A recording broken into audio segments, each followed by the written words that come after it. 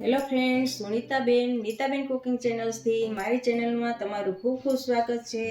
તો ફ્રેન્ડ્સ, આજે હું તમારી સાથે શેર કરવાની છું ખાટી મીઠી ખજૂર આંબલીની ચટણી. આ ચટણી એકદમ સ્વાદિષ્ટ તેમજ ચટપટી હોય છે અને તેને 1.5 થી 2 મહિના સુધી ફ્રીજમાં સ્ટોર પણ કરી શકાય છે.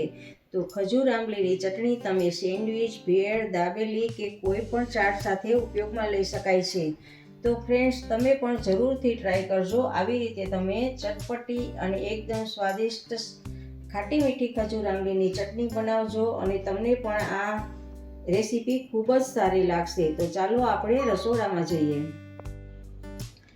ખજૂર આંબલીની ચટણી બનાવવા માટે આ બી વગરનો ખજૂર લીધો છે. કપના માપથી આ 1 કપ ખજૂર છે બી વગરનો, 1 કપ આંબલી છે બી વગરની અને 1 કપ ગોળ છે. ત્રણેય માપ આપણે સરખું જ રાખવાનું છે. કોઈ પણ વાસણના માપથી લ્યો તો સરખું જ રાખવાનું છે.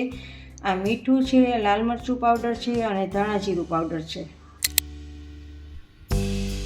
ખજૂર આંબલીની ચટણી બનાવવા માટે સૌથી પહેલાં આપણે આ ખજૂરને એક વાસણ અથવા તો કુકરમાં એડ કરવાનો છે અને એની જોડે આપણે આ આંબલીને પણ એડ કરશું અને આ બંનેને સારી રીતે ધોઈ લેવાનો છે, જેથી કરીને કોઈ કચરો હોય તો નીકળી જાય. એક વખત પાણી નાખીને આ બધો ડોર કાઢી લેવાનો છે. એક વખત આ આંબલી અને ખજૂરને ધોઈ લીધા છે અને હવે એમાં આપણે 1 ગ્લાસ પાણી એડ કરવાનું છે અને એમાં આપણે આ જે ગોળ છે એ ગોળને પણ એડ કરી દેવાનો છે અને હવે આને ઢાંકણ ઢાંકીને કુકરને ગેસ ઉપર ચડાવવાનું છે.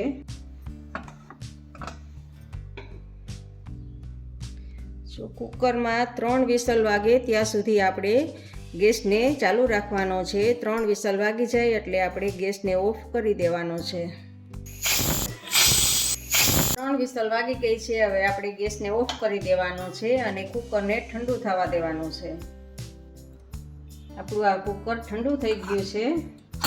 તો હવે એને ખોલી લેવાનું છે. ખોલીને આપણે એક વાસણ લીધું છે અને એની ઉપર મેં જારો લીધો છે. તમે સ્ટીલનો ગળણો પણ લઈ શકો અને એમાં ગાળી લેવાનું છે, જેથી કરીને પાણી બધું નીચે રહી જાય અને આપણે આને મિક્સરમાં કાઢવાનું છે. આ ખજૂરને અને આંબલીને આપણે મિક્સરમાં કાઢવાના છે એટલે આ અલગ થઈ જાય અને પાણી પણ અલગ થઈ જાય. આવી રીતે આમ થોડુંક ઠંડુ થવા દેવાનું છે. પછી આપણે આને મિક્સરમાં ક્રશ કરવાનું છે. આપણે આ જે ઠળવા મૂકેલા છે ખજૂર આંબલી બાફેલા, એને આપણે આ મિક્સર જાર એક લેવાનું છે અને આપણે એમાં નાખીશું.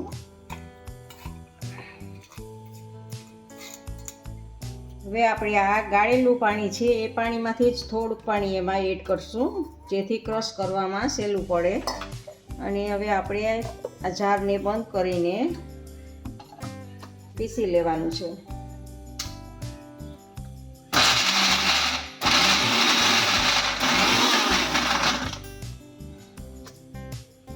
જુઓ, આપણું આ પીસાઈ ગયું છે.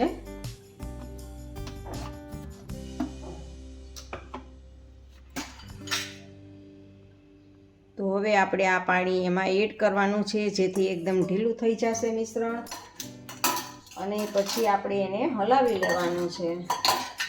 સારી રીતે બધું જ આમ મિક્સ કરી દેવાનું છે, જેથી કરીને બધે ચોટ્યું હોય એ બધું નીકળી જાય. અને હવે આપણે પાછું આમાં ગાળી લેવાનું છે.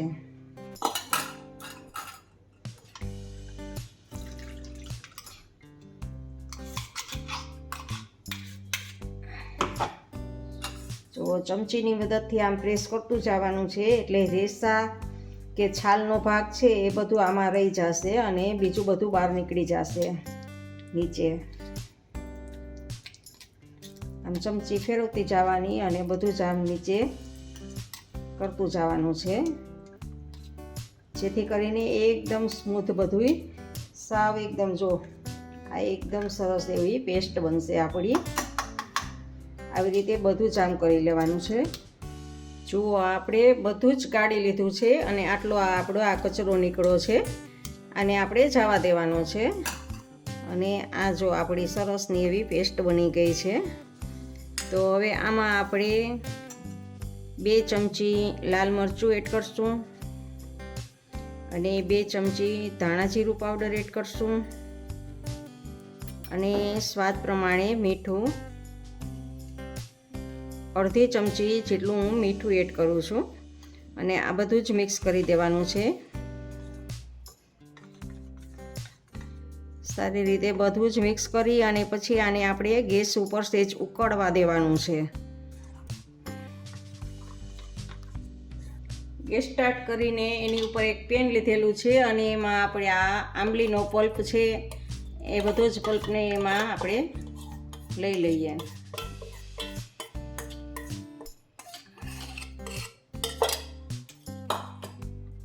અને હવે એને આપણે ઉકાળવાનું છે, જેથી કરીને પાણીનો ભાગ આપણો બધો જ બળી જશે અને આપણી એવી સરસ એવી આ આંબલીની ચટણી તૈયાર થશે.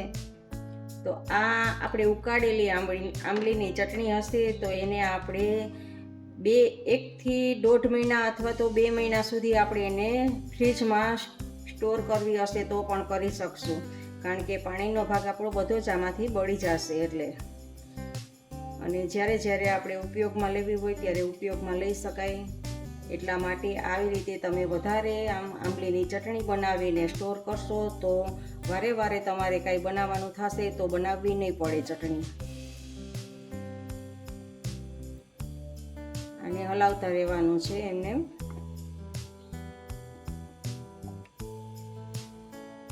જો આપણી હવે આ થવા જ આવી છે, ફરતા આવી રીતે આ ફરફોલા થાય અને આપણી આ ચટણી હવે તૈયાર છે. આમાં હવે આપણે પાણીનો ભાગ બળી ગયો છે, કારણ કે જો આવી રીતે ફરફોલા થવા માંડ્યા છે, જેથી કરીને આપણે એવું સૂચવે છે કે આમાં હવે આપણી આ કમ્પ્લીટ છે, આમાંથી પાણીનો ભાગ બધો જ બળી ગયો છે. તો હવે આપણે ગેસને ઓફ કરી દેવાનો છે અને આને ઠંડુ થવા દેવાનું છે. ઠંડુ થયા પછી જ આપણે કોઈ એરટાઇટ બરણીમાં ભરી લેવાનું છે, જેથી કરીને જ્યારે પણ આપણે જરૂર પડે ત્યારે એમાંથી આપણે લઈને ઉપયોગ કરી શકીએ. તે સ્વાદમાં તો ખૂબ જ સરસ છે ને ટેસ્ટી એવી ખાટી મીઠી આંબલીની ચટણી છે. આ ખજૂર આંબલીની ચટણી કહેવાય છે, એ આ ખાટી મીઠી ખજૂર આંબલીની ચટણી છે. જો આપણી આ ખજૂર આંબલીની ચટણી હવે આ ઠંડી થઈ ગઈ છે, તો આને આપણે એક એરટાઇટ બરણીમાં ભરી લેવાની છે.